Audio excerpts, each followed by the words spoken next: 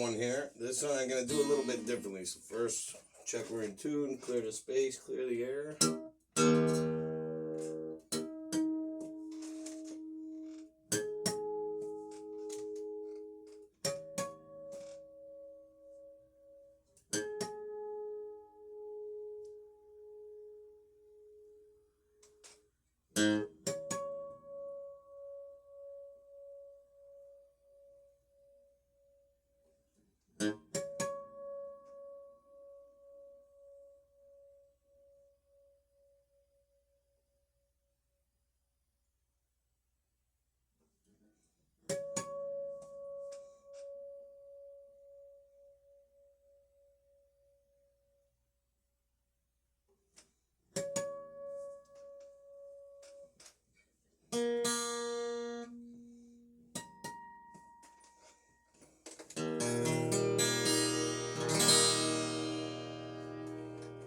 So today I'm going to cover Bryan, Something in the Orange. And this is a song that has changed meaning for me over time.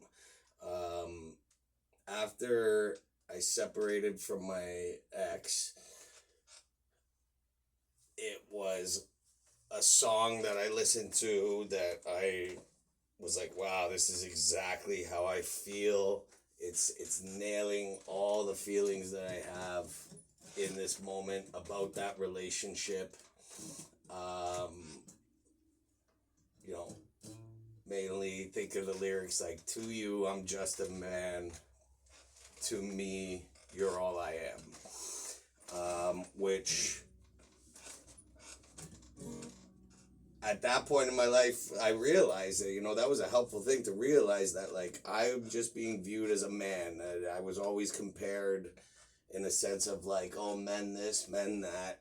Regardless of how I acted, I just got lumped into this idea of what a man is and what men get away with in society and this and that, regardless of whether I was doing it or not.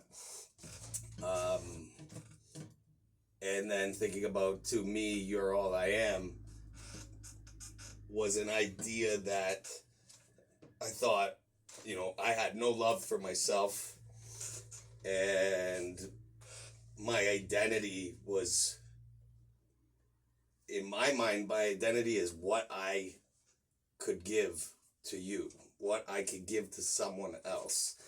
So it was never something that what I give to myself, I didn't show myself love. It was me showing and giving everything I could give to everyone around me. And that was where I found worth.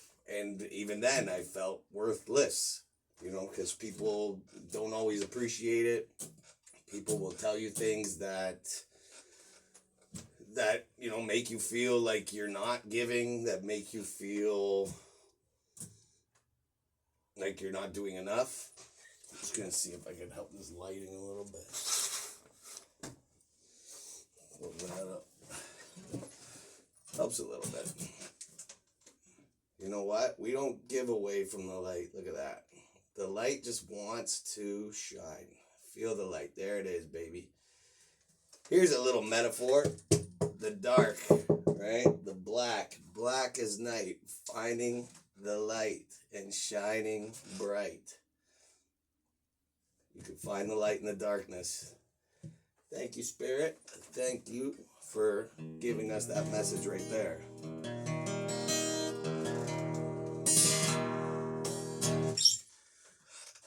After I went through my journey of self-reflection and learning more about self-love, really after I realized that I hated myself, who I'd become, who I was, I hated myself. And that was something that popped out of my mouth subconsciously, reacting to someone who randomly in a conversation surrounded by people I had just met, who thought I was an amazing, funny person. They, one guy says, as long as you love yourself at the end of the day. And I just blurted out, I fucking hate myself, which stopped the entire party. And even I was just like, what did I just say? And it was I said it out loud and I believed it, and it triggered my brain forever. Like, I couldn't lie to myself anymore. I couldn't once I said that out loud and I believed it, it was like no tricking your brain anymore. It was it was a fucking blessing. A blessing in disguise, because that is what opened my eyes to the fact that I'm approaching life all wrong. And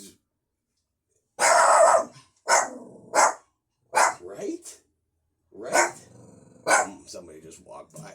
I've noticed that Rufio doesn't like when I start having these level up moments. I think he's been possessed. You know, maybe some dark magic has been placed on him, but we break him out every now and then. You know, we've discovered that. What beats dark magic, Roof? Love? What breaks spells? Come here. Love breaks spells, doesn't it? There's no dark spell that can get rid of love. My boy. Thank you for protecting me from the man who walked by. So, love. Hopefully nobody walks by while I'm playing, but we'll just use Rufio. Hopefully if Rufio barks, hopefully he barks in tune and to the beat. But after looking inside, looking inward, turning inward and reflecting on myself and putting my strength and my actions and my abilities into self-care, self-love, is when I listen to the song again. And, you know, a common theme, like I said, this is the S2 series, is the name of the channel, and a lot of it is based off subconscious to conscious, which means, you know, realizing how we live subconsciously. A majority of our lives is lived subconsciously, which is, subconsciously is taught, for you consciously teach your subconscious. So like that, you know, your ability to react in a conversation, your ability to answer without thinking and just go, that is your subconscious at work. You have consciously trained your subconscious over time. And once I learned that, once I started looking at the idea of subconscious and conscious, and then I started to look at, I became, the idea of subconscious to conscious comes from, you know, becoming consciously aware of when you're acting subconsciously, and what your subconscious is bringing out, what your subconscious is portraying. And there's a lot of talks about, from, you know, especially from one of the father figures of area in mental health, Carl Jung, talking about the collective subconscious. And he also talks about the tortured artist, right? And this is, you know, this guy was with Sigmund Freud, right? He was with Freud. They invented this therapy and psychology and all this. They were the inventors. They're the father figures, but you don't hear much about Carl Jung. That's Jung, J-U-N-J. J-U-N-G, sorry. And the collective subconscious is on the basis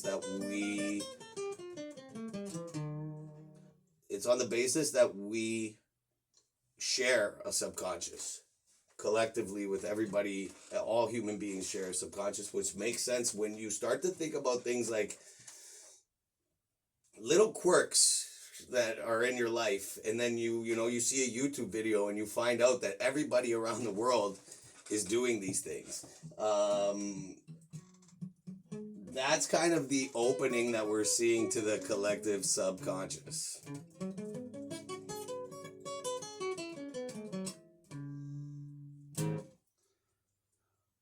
So I started looking inward, and then when I listened to Something in the Orange again after that,